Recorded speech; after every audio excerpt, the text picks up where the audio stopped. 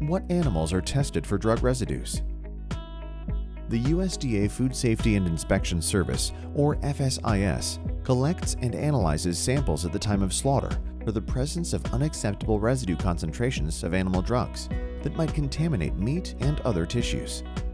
Samples for testing are selected either randomly or based on criteria such as incidents of past violations or questionable practices detected on the farm or processing site.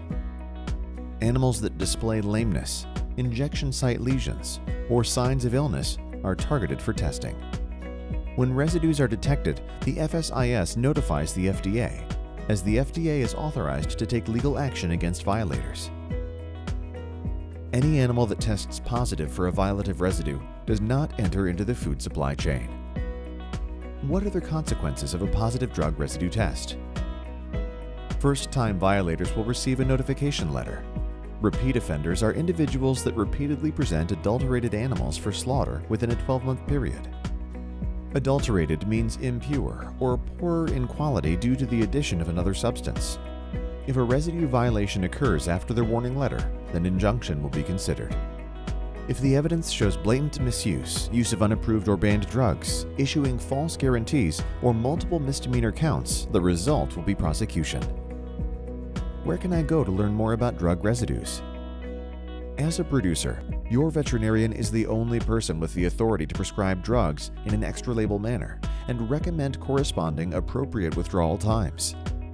County Extension Offices, State Departments of Agriculture, and Quality Assurance Programs are all valuable resources for more general information on residue prevention. As a consumer, the internet is a great source of information, but you need to be careful as to sources you rely on. The FDA and USDA are valued resources and can be a great way to learn more about certain topics. We have those resources, and I would say consult them. Be careful.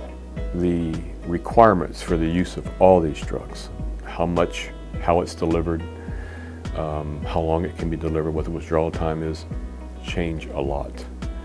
And people need to be careful when they have a preparation at home and they read the label and they read the guidance that 6 months later, if they're going to use it again, to make sure they're still using it properly.